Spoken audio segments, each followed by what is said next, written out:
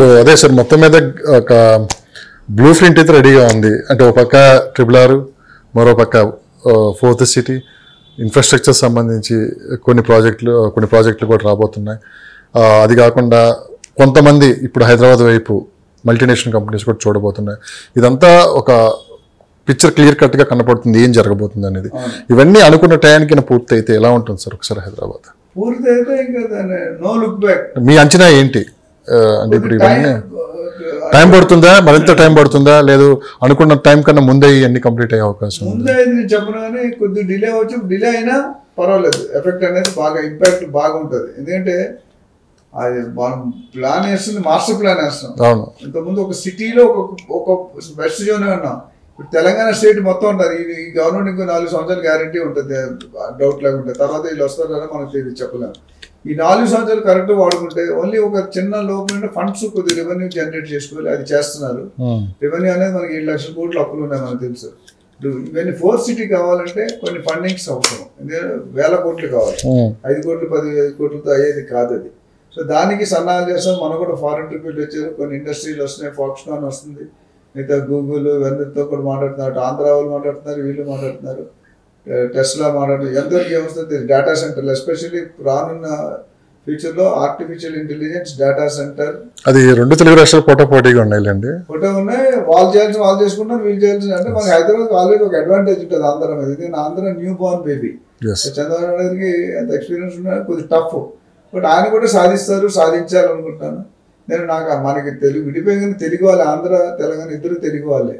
But ఇద్దరు కలిసి grow అవ్వాలనేది నా ఇంటెన్షన్. సో ఫైనల్గా ఒక ప్రశ్న సార్, అంటే ట్రంప్ తీసుకుంటున్న నిర్ణయాలు ఎంతో కొంత ప్రభావం చూపిస్తూనే ఉంది. చాలామంది మళ్ళీ వెనక్కి వస్తున్నారు. సో ఇది రియల్ ఎస్టేట్ రంగంపై ఎలాంటి ప్రభావం చూపి? ఎందుకంటే చాలామంది ఇక్కడ పార్ట్ టైం జాబులు చేసుకొని చాలామంది ఎంతో కొంత సంపాదించుకొని ఆ వచ్చిన డబ్బులతోటి హైదరాబాద్ కావచ్చు చుట్టుపక్కల ఇన్వెస్ట్ చేసేవాళ్ళు. కానీ రియల్ ఎస్టేట్ రంగంపై కూడా ఇది చాలా ప్రభావం చూపించే అవకాశం ఉంది భవిష్యత్తులో అని చెప్పి అనిపిస్తున్నమాట. 2 కోణాలు మాట్లాడుతుంది. ఆల్రెడీ ఎవరైతే సీనియర్స్ 20 సంవత్సరాలు సెటిల్ అయిపోయారో వాళ్ళకి ఏం ప్రాబ్లం లేదు. Trump cannot anything. ఎవరైతే గత 5-8 సంవత్సరాలు 2008 తర్వాత 2010 తర్వాత వెళ్ళడానికి కొద్దిగా ఎందుకంటే వాళ్ళకి గ్రీన్ కార్డు లేదు, సిటిజన్షిప్. కానీ వాళ్ళే ఎక్కువ మంది రియల్ ఎస్టేట్ ఇన్వెస్ట్ చేస్తారు, మీకు గమనించారా? ఇన్వెస్ట్ చేశారు. ఇప్పుడు అంటే ప్లాట్ కొనుక్కోవటం ఏదో ఒకటి వచ్చిన డబ్బులతోటి ఇంపాక్ట్ అనేది ఉంటుంది. కానీ అంత మేజర్ ఇంపాక్ట్ అనేది కొద్దిగా ఎందుకంటే వాళ్ళు వచ్చి మళ్ళీ ఎక్కడైతే సెటిల్ అవుతారు కదా. గవర్నమెంట్ జాబ్ కాకపోతే ప్రైవేట్ జాబ్ అయితే బిజినెస్. ఒక అమెరికాలో 10 సంవత్సరాలు ఉంటే వాడు కొన్ని కోట్లు సంపాదిస్తాడు. Whatever day and night కట్టవుతాం.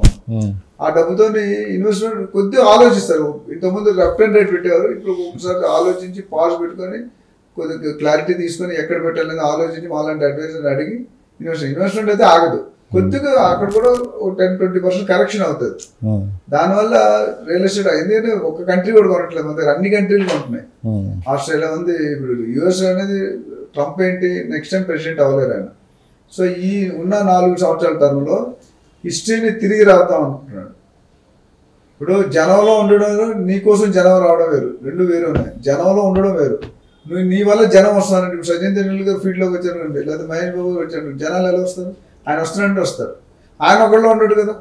ఇక్కడ కూడా ఏంటంటే మన రియల్ ఎస్టేట్ హైదరాబాద్ వరకు రాకింగ్. ఇవాళ ఒక 1 year 6 నెలలు తగ్గిన దాంట్లో హైదరాబాద్ టాప్ గేర్లో ఉందని చెప్పాను. 5th గేర్లో ఉంది. 5th గేర్ నుండి 0కి రావాలంటే 4th, 3rd, 2nd అంత. అదే చెప్పారు. ఇది రాబోయే 4 సంవత్సరాలు ఆసియాలోనే నెంబర్ 1 పొజిషన్లో ఉండబోతుంది అని చెప్పి కూడా రిపోర్ట్ కూడా. అండ్ మనకు కొత్త సిటీ అనేది నిజంగా అవుతుందని అనుకుందాం. అది కానీ నిజంగా కంప్లీట్ అవుతాం. దాని తాలూకా స్పెసిఫికేషన్ ఇంకెక్కడ మ్యాచ్ ఎంటైర్ ఇండియాలోనే ఉండకపోవచ్చు నా ప్రకారం. అంత బాగా latest landscape, latest architectures, latest technology ఒక దగ్గర అన్ని ఉంటాయి. Sports city, international cricket stadium, skill work city, యూనివర్సిటీలో ఐటీ కారిడార్, AI సిటీ, మరో కొత్త ప్రపంచం. అంటే అక్కడ మేబీ 10-20-30 ఎయిర్పోర్ట్ దగ్గర అన్ని అక్కడే ఉన్నాయి. ఇంకా అక్కడ వాడు ఎక్కడికి కదలక్కర్లేదు. 10 కిలోమీటర్ 20 కిలోమీటర్ వేసిన ప్లాన్ మంచి ప్లాన్. అది ఇంకా అమల్లోకి వస్తే మటుకు ఇంకా కొద్దిగా టైం తీసుకుంటారు. ఎందుకంటే మొత్తం స్టేట్ ప్లాన్ చేయడం అనేది అంత ఈజీగా. అంతకుముందు చేసిన తప్పులు మళ్ళీ చేయకూడదు. ఇప్పుడు బంజారాలు 4 లక్షలు 3 లక్షలు గజం కొనుక్కొని డ్రైనేజ్ నడుస్తారు జనాలు, వర్షం వస్తే. ఆ పరిస్థితి రాకుండా అక్కడ ప్లాన్ చేస్తున్నారు. అదేవిధంగా రివర్ మూసీ కూడా మన టూరిజం స్పాట్ చేద్దాం అంటున్నారు. అది ఇంకొక హైలైట్ టూరిజం సెంటర్ అవుతుంది. టూరిజంలో ఎంత కొన్ని కంట్రీలు ఓన్లీ మలేషియా కానీ ఈ కొన్ని కంట్రీస్ ఇండోనేషియా కానీ బాలి అన్నీ కూడా టూరిజం మీద బతుకుతాయి. టూరిజంలో కనిపించిన ఇన్కమ్ ఉంటుంది అండ్ బ్రాండ్ పెరుగుతుంది. బ్రాండ్ హైదరాబాద్ అనేది నేను ఆల్రెడీ చెప్పాను, హైదరాబాద్ చాలా అంటే ఫేమస్. ఇప్పుడు కూడా మీరు ఏ కంట్రీకి వెళ్ళినా హైదరాబాద్ బిర్యానీ అని ఉంటుంది. అమెరికాలో కూడా మీరు మెనూ చూస్తే సింగపూర్లోనే హైదరాబాద్, సింగపూర్ థాయిలాండ్ ఇవన్నీ కదా, కానీ గుజరాతీ బిర్యానీ, తమిళనాడు బిర్యానీ. సో మన బిర్యానీకి ఉన్న ప్రాముఖ్యత కరాచీ బిస్కెట్స్ మీకు చెప్పాను, పర్ల్ సిటీ, ఇరానీ చాయ్, డాక్టర్ నంది రామేశ్వరరావు. నంది రామేశ్వరరావు ఈ పేరు మళ్ళీ ఒకసారి. మధ్యకాలంలో మీరు బెంగళూరు కూడా వెళ్తున్నారు, సింగపూర్ ట్రిప్లు కూడా వెళ్ళొచ్చారు, అక్కడ కూడా స్పీచెస్ ఇస్తున్నారు. ఏంటి అక్కడ మార్కెట్ మీద స్టడీ చేస్తున్నారా ఏంటి?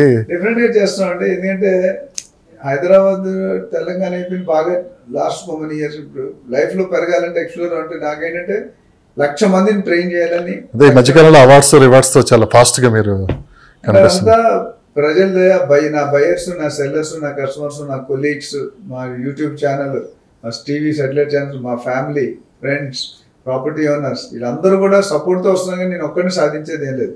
ఎంత టీం వర్క్ అండి.